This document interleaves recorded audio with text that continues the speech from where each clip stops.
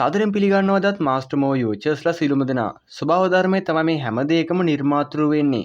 හැබැයි නිර්මාතෘ වගේම විනාශකාරයත් වෙන්න මේකට යන්නේ තප්පර කිහිපයක් විතරයි. එක ෂණයකින් සමස්ත සාගරයම ගොඩබිමට ආවොත් ඒ වෙලාවෙදි වෙන හානිය අපට ගණනය කරන්න බැරි තරම් ප්‍රමාණයක් වෙන්න පුළුවන්. ඉතින් මුහුද විතරක් නෙවෙයි මුහුදේ ජීවත් වෙන මිනීකන මෝරුත් මේත් එක්කම ගොඩබිමට ආවොත් එහෙම වතුරෙන් බේරුණත් මේ මෝරුන්ගෙන් නම් බේරෙන එක හිතන්නවත් බෑ. මෙන්න මේ වගේ අමුතු ප්‍රබන්ධ කතාවකින් නිර්මාණය වුණ ෆිල්ම් එකක් තමයි 2026 රිලීස් වුණ ට්‍රෂ් කියන ෆිල්ම් එක. ආයෙත් කතා දෙකක් නැහැ. පටන් ගත්ත තප්පරේ ඉඳන් කුතුහලයෙන් බලන්න පුළුවන් මේ අපුරු ෆිල්ම් එකේ. අපි බලමු මොකක්ද වෙන්නේ කියලා. අපිව මුලින්ම ගෙනියන්නේ එක්තරා බෝට්ටුවක් ගාවට.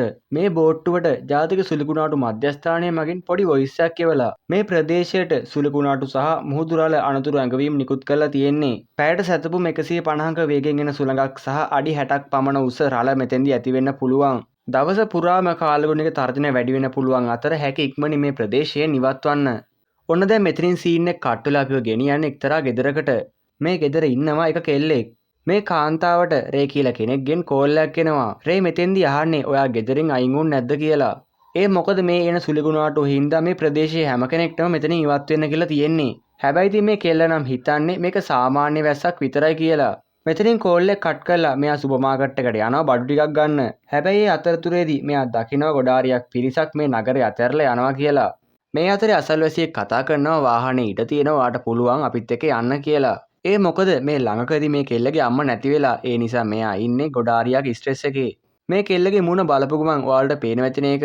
හැබැයි මොකක් කියන්න නැතුව මේ කෙල්ල ආපහු ගෙදෙට්ට එනවා. ඔන්න ඒ අතරේ දැන් අපිට පෙන්නනවා වැස්සේ සෙල්ලම් කරන ළමයි ටිකක්. මම හිතන්නේ මුන්නම් කුණාටුව ගැන දන්නේවත් නැතුව ඇති. ඔන්න මේ අතරේ මෙතෙන්ට වාහනයක් පදවගෙන මිනිහෙක් එනවා. මෙයා ඇවිල්ලා මේ ළමයි ටිකට බනින්නේ තොපි ටික කුණාටුව ගැන දන්නේ නැද්ද කියලා. එහෙම කියලා මේ ළමයි ටික වාහනයටත් දාගෙන මේ පුද්ගලයා යනවා. ඔන්න ඒ අතරේ අපට තවත් ගැබිනි කාන්තාවක් පෙන්නනවා. මෙයත් මේ අවදානම් කරපු ප්‍රදේශයේම තමයි ඉන්නේ. කාලගුණ විද්‍යා දෙපාර්තමේන්තුවේ කුණාටු අවදානම් හින්දා එක්තරා ප්‍රදේශයකින් ඉවත් වෙන්න කියලා මිනිසුන්ට දැනුවත් කළා. මේ කාන්තාව යන අතරතුරේදී මෙයා තවත් අඳුරන කෙනෙක් මෙයාට හම්බෙනවා. මේ පුද්ගලයාට තමන්ගේ බොස් පොඩි වැඩක් දීලා ඉතින් මේක ඉවර කරන්න තමයි මෙයා ඇවිල්ලා තියෙන්නේ. මේක ඉවර කරපු ගමන් මේ නගරයෙන් පිටත් වෙන්න තමයි මෙයා හිතාගෙන ඉන්නේ. මේ කාන්තාවගේ නම ලීසා. ඉතින් මෙයා ලීසාට කියන්නේ ඉක්මනින් මේ ප්‍රදේශයෙන් ඉවත් වෙන්න කියලා. ඔන්න මෙතනින් පස්සේ බෝට්ටුවක් ගාව ඉන්න ජලජ විද්‍යාඥයෙක් ගාවට අපිව ගෙනියනවා. මෙයා මේ දවස්වල මෝරුන් ගැන අධ්‍යයනය කරනවා. මේ කුණාටුව හින්දා මෝරු විශාල ප්‍රමාණයක් ගොඩබිම වෙත එනවා කියලා මෙයා හොයාගෙන. ඉතින් මේ පුද්ගලයාගේ නම තමයි එරික්. එරික් මේ දේවල් තමන්ගේ යාළුවට පැහැදිලි කරලා දෙන අතරේ එක්කෙනෙක් මෙයාව හම්බෙන්න එනවා. මේ වෙන පුද්ගලයා එක සටහනක් මෙයාට දෙනවා. 6 වෙනි මට්ටමේ කුණාටුවක් තමයි ඇති වෙලා තියෙන්නේ. ඔන්න එතකොට තමයි එරික්ට මතක් වෙන්නේ තමන්ගේ මිනිබිරිත් ඉන්නේ මේ ප්‍රදේශයේම නේද කියලා. මොහු තමන්ගේ මිනිබිරිට කෝල් එකක් ගන්නවා. මේ ඉන්නර අපිට මුලින්ම පෙන්නපු කාන්තාව. මේ කෙල්ලගේ නම තමයි සැනි. හැබැයි ඉතින් මේ වෙනකොටත් ප්‍රමාද වැඩි. මොකද මේ නගරය සම්පූර්ණයෙන්ම වහලා දාලා. ඉතින් එරික් කියන්නේ තමන් එනකන් ගෙදර උඩ තට්ටුවට වෙලා ආරක්ෂිතව ඉන්න කියලා. ඔන්න දැන් අපිව ගෙනියනවා අර ළමයි ටික ගාවට. මෙයාලා මෙහෙම නගරෙන් යද්දි මෙයාලට පේනවා හැම මිනිස්සෙක්ම තමන්ගේ ගෙවල් අතහැරලා මේ නගරෙන් පිටත් වෙනවා කියලා. ඒ අතරේ කාලගුණ විද්‍යා දෙපාර්තමේන්තුවේ නිවේදනය කරනවා මේ නගරෙන් ඉක්මනටම අයින් වෙන්න කියලා. හැබැයි ඉතින් මේ වාහන එලවන මිනිස්සයා නම් මේක ගණන් ගන්නේ නැහැ. ඔව් කියන්නේ මේක නිකන් සුළුකුණාටුවක් විතරයි කියලා. මෙයා මේ ළමයි ටිකව තමන් ගෙදෙට්ට ගෙනියනවා. ඔන්න එතකොට තමයි අපිට තේරෙන්නේ මෙයා මේ ළමයි ටික බලා ගන්නවා කියලා. හැබැයි මෙයා තාත්තා නෙමෙයි. මෙයා නිකන් බාරකරුවෙක්. මෙයා මේ ළමයිට කියන්නේ මේ හයි කරලා තියෙන ශක්තිමත් වීදුරු මෙයා කාටවත් කඩන්න බෑ කියලා. ඉතින් නිකන් වතුර පාරකට මේක කඩන්න පුළුවන් වෙයිද? ඒ වගේම මේ ගෙදර තව කාන්තාවකුත් ඉන්නවා. ඔයාලට පැත්තකින් පේනවනේ මේ ගෙදර තියෙන රයිෆල් ටික. ඔන්න ඒ වගේම අපිට තව පැත්තකින් පෙන්නනවා මුහුදු රළ දැන් ගොඩාරියක් දරුණු වෙලා තියෙන්නේ කියලා. ඒ වගේම දැන් ලීසත් එක පාරක තනි වෙලා ඉන්නේ.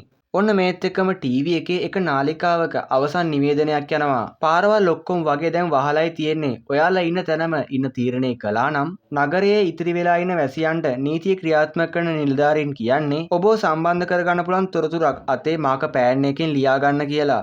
මොකද එතකොට කුණාටුව අවසන් වුණාට පස්සේ ඔයාගේ මල සිරුර හොයාගන්න පුළුවන් වෙයි. ඔන්න දැන් ඔයාලට තේරෙනවා ඇති මේ කුණාටුව කොච්චර දරුණු එකක්ද කියලා. ඔන්න මේ වෙද්දි නගරය ආරක්ෂා කරන්න දාලා තිබ්බ කොන්ක්‍රීට් බැම්මත් කඩාගෙන වතුර පාර නගරයට එනවා. ඔයාලට දැන් තේරෙනවා ඇතිනේ නගරෙන් අයින් වෙන කියලා කිව්වේ ඇයි කියලා. හැබැයි මේ වෙද්දි ගැබිනියක් වෙලා ඉන්න ලීසත් තාම ඉන්නේ මේ ප්‍රදේශයේමයි. මේ අතරේ ලීසට අර ට්‍රක් එක හම්බුනේ මිනිහවත් හම්බෙනවා. ඉතින් මෙයත් කියන මේ ප්‍රදේශයෙන් ඉක්මනට අයින් වෙන්න කියලා. ඔන්න එතකොට තමයි මේ මිනිහාගෙත් ඇස් උඩ යන්නේ. මොකද ගස් ටිකකුත් කඩාගෙන ඉස්සරහින් වතුර පාර එනවා. මෙයා ලීසර කියනවා ඉස්සරහින් යන්න කියලා. හැබැයි ඉතින් ඉස්සරහින් ගහක් කඩන් වැටලා. ඒ අතරේ මෙයා යනවා වතුර පාරින පැත්තට. මොකද ඉස්සරහින් තියෙනවා උඩට යන්න පාරක්. හැබැයි ඉතින් මිනිහට මේ වතුර පාරෙන් නම් බේරෙන්න හම්බෙන්නේ නැහැ. වතුර පාර මේ මිනිහවත් අරගෙන ඉස්සරහට යනවා. ඉතින් ඒ දෙයම තමයි ලීසටත් වෙන්නේ. ඔන්න ඒ අතරේ අපිව ගෙනියනවා සැනී ගාවට. ඇය එළියේ මොකද්ද වෙන්නේ කියලා ජනලෙන් බලද්දි තමයි කන්ෆියුස් වෙන්නේ. ඔයාලට පේනවනේ එන වතුර පාරේ සැර. ඔන්න අපිව දැන් ගෙනියනවා අර ළමයි ටික ගාවට. අර මිනිහා නම් කිව්වනේ තමන්ගේ ජනෙල් මොකකටවත් කඩන්න බෑ කියලා. ඔන්න එහෙනම් බලන්නකෝ මේ ජනෙල් ටික නිකන් කුඩු පට්ටම් වෙලා යන හැටි. ඔන්න ඒ අතරේ අපි ආපහු ගෙනිනවා ලීස ගාවට. ලීසගේ වාහනේ ගහක ගිහිල්ලා හිර වෙලා. මේත් එක්කම ලීසගේ ඉන ගාවටම වතුරත් පිරෙනවා. වෙලාව කියන්නේ ලීසා හිර වෙලා ඉන්නේ සැනීගේ ගේ ඉස්සරහා. ඔයාලට දැන් පේන මෙතනේ මේ මුළු ප්‍රදේශයේම මුහුදු වතුරෙන් යට වෙලා තියෙන්නේ. ඔන්න දැන් අපිව ගෙනියනවා අර ළමයිට ගින්න තැනට. ඉතින් මේ කාන්තාව මේ මිනිහට හොඳටම බයිනවා හරිම වෙලාවෙදි මේ ගෙදරින් පිටත් වුන්නේ නැහැ කියලා. ඒ මොකද දැන් එන්න වතුර පාර වැඩි වෙනවා. ඔන්න ඒ අතරේ මෙතන කොල්ලා මතක් කරනවා මෙයාගේ වාහනේ වතුර ගමන් කරන්න පුළුවන් විදිහට හැදුවා නේද කියලා. ඔන්න එතකොට තමයි මිනිහාගේ මූණට සතුටක් එන්නේ.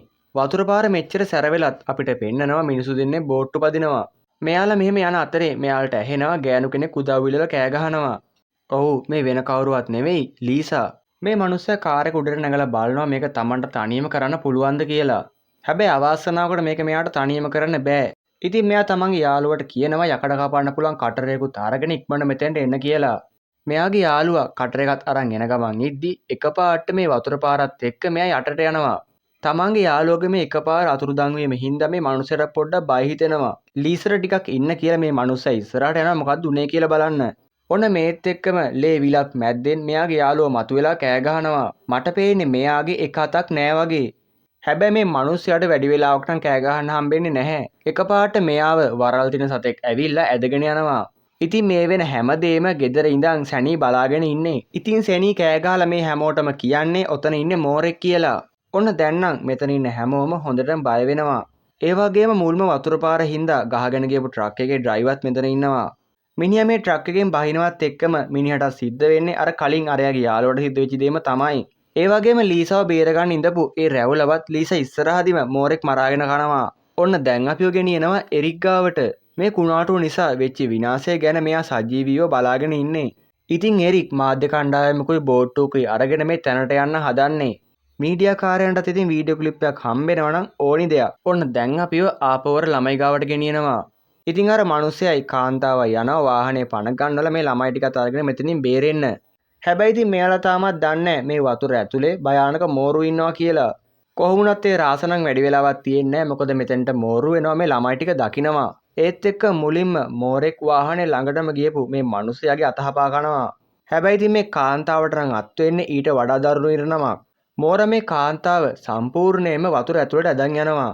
ඒ වගේම වෙන දියා ළමයි ටිකත් ගොඩාරියක් බයෙන් බලාගෙන ඉන්නේ. හැබැයි ඉතින් මේ මිනිස්සයා තනි අතෙන් වුණත් කොහොම හරි මේ වාහනේ දොර ඇරලා මේක ඇතුළට නැග ගන්නවා. නැග ගන්නවා කිව්වට නගින්න හදනවා විතරයි මෝරෙක් කෙවිලා ආපහු මේ මිනිහව වතුර ඇතුළට ඇද ගන්නවා. ඔන්න මේ විදිහට තමයි මේ දෙන්නයි කතාවත් ඉවර වෙන්නේ. ඔන්න දැන් අපි ආපහු ගෙනියනවා ලීසා ගාවට. ලීසා සැනීගෙන් උදව් ඉල්ලනවා තමන්ව බේර ගන්න කියලා. හැබැයි ඉතින් සැනී කියන්නේ එච්චර හිතහය කෙල්ලෙක් නෙමෙයි. මම දැන් පොලිසියට කෝල් කරා වටේ මෝරු ඉන්න හින්දා මට එන්න විදියක් නැහැ. ඉතින් මෙන්න මේ විදිහට සැනී මේ වැඩේ පස්ස ගහනවා. හැබැයි ඉතින් ලීසා කියනවා මට ළමෙක් හම්බෙන්න ඉන්නේ ඒ හින්දා මාව බේර ගන්න කියලා. ඔන්න මේකට නම් සැනීගේ හිත උණු වෙනවා. ඉතින් සැනී පීයකුත් අරගෙන ලීසාගේ කාර් එක ගාවට අමාරුවෙන් යනවා. මෙහෙම යද්දි වතුරට බහින්න නැතුව උඩ පාවෙන දේවල් පාවිච්චි කරලා තමයි මෙයා මෙහෙම යන්නේ. මේ කාර් එකේ උඩ හදලා තියෙන ටෙන්ට් එකකින්. ඉතින් පිහිය පාවිච්චි කරලා ටෙන්ට් එකත් කපලා ගහේ අතුටයකුත් කපලා මේ කෙල්ල ලීසාව බේර ගන්නවා. හැබැයි ඉතින් මේ සිද්ධිය හින්දා ලීසට හොඳටම අමාරුන පාටක් පේන්නේ. ඔන්න දැන් අපිව ආපහු අර ජෛව විද්‍යාඥයා එහෙම නැත්නම් එරික් ගාවට ගෙනියනවා. මෙයාලා මෙච්චර කාලයක් අධ්‍යයනය කර කර ඉඳපු සුදු මෝරෙක්ගේ GPS ලකුණු ගොඩබිම් ප්‍රදේශයෙන් මෙයාලට දැන් නිරීක්ෂණය වෙනවා. මේ සුදු මෝරත් ගොඩබිමට ගියා කියන්නේ අනිවාර්යයෙන්ම තවත් මෝරු විශාල ප්‍රමාණයක් ගොඩබිමට යන්න ඇති. ඔව් ඉතින් කොහොමද දැන් ඒක වෙලානේ. ඔන්න දැන් අපිව ආයෙත් අර ළමයි ගාවට ගෙනියනවා. මේ තුන් දෙනාට දැන් තමයි මතක් වෙලා තියෙන්නේ ගෙදර ඉස්සරහා දොර වහලා නෑ නේද කියලා. ඉතින් දොර වහන වැඩේ මේ කෙල්ල බාර ගන්නවා. මොකද මෙයා කෙට්ටුයි වගේම බාර අඩු හින්දා. ඔයාලා පොඩ්ඩක් බලන්න මේ සීන් එක ඔයාලට මතකයිද කියලා. අවාසනාවට දොර වහන්න ඔන්න මෙන්න තියෙද්දි මෝරු දෙන්නෙක් මේ ගෙදරට එනවා. ඔන්න ඒ වගේම සැනීගේ පැත්තෙනුත් තව පොඩි ප්‍රශ්නයක් ඇවිල්ලා. ගහගෙන යන ගහක් ඇවිල්ලා මෙයාලා ගෙදර වැදුනා. ඔන්න මේ හින්දා මේ දෙන්නට දැන් මේ ගෙදර ආරක්ෂිත තැනක් නෙමෙයි. ඒ අතරේ ලීසරත් ළමයා හම්බෙන්න වගේ යන්නේ. ඉතින් මේ කරදර ඔක්කොම අතරේ සැනී කරන්න හදන්නේ දොරෙදි පාවිච්චි කරලා උදව් ඉල්ලන්න. සැනී මේවා ටික තමන්ගේ වහලේ පාවිච්චි කරලා තමයි හදන්නේ. ඔන්න ඒ අතරේ අපේ ළමයි ටිකට තව ලොකු ප්‍රශ්නයක් ඇවිල්ලා. කලින් මෝරු ටික ආවා. ඔන්න දැන් මෙයාලට තේරෙනවා ටිකෙන් ටික මේ වතුර මට්ටම වැඩි වෙනවා කියලා. ඉතින් තව වෙලාවක් මෙතන හිටියොත් මෝරුන්ගෙන් හරි වතුරේ ගිලිලා හරි මෙයාලා මැරෙනවා. ඔන්න ඒ අතරේ සැනීට සිද්ධ වෙනවා ලීසගේ ළමයා එන්නද හදන්නේ කියලා බලන්න.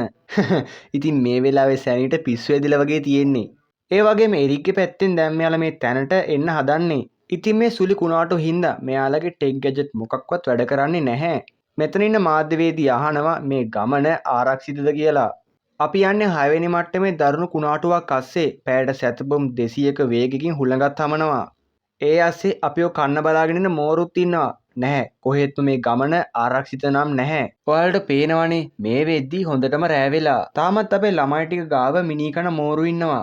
ඉතින් මෙතන ඉන්න කොල්ල මෙයාලට කියන්නේ පහළ තියෙන බේස්මන්ට් එකේ මංගිලා තුවක්කුවක් අරන් එන්නම් කියලා. හැබැයි පහළ බේස්මන්ට් එක සම්පූර්ණයෙන්ම වතුරෙන් යට වෙලා තියෙන්නේ. ඉතින් මේ නිසා මෙයාව මෝරුන්ට බිලි වෙන්න උනා පුළුවන්. ඒ වගේ මෙතන ඉන්න පොඩි කෙල්ල කියනවා මාමා නම් අපි පහළ බේස්මන්ට් එකට යනවට කැමති නැහැ කියලා. පොඩි හිනාවකුත් දාලා මෙතන ඉන්න ලොකු කොල්ලා කියන්නේ දැන් ඉතින් මාමා නෑනේ කියලා. ඔන්න මේත් එක්කම එකපාරට මේ වතුරේ මතුවෙන්නේ මෙයාලා මෙච්චර වෙලා කතා කරපු මාමා තමයි. කොහොම හරි මිනිහට පුළුවන් වෙලා තියෙනවා ඒ මෝරුන්ගෙන් බේරෙන්න. හැබැයි ඉතින් මිනිහාගේ එක අතක් නැහැ.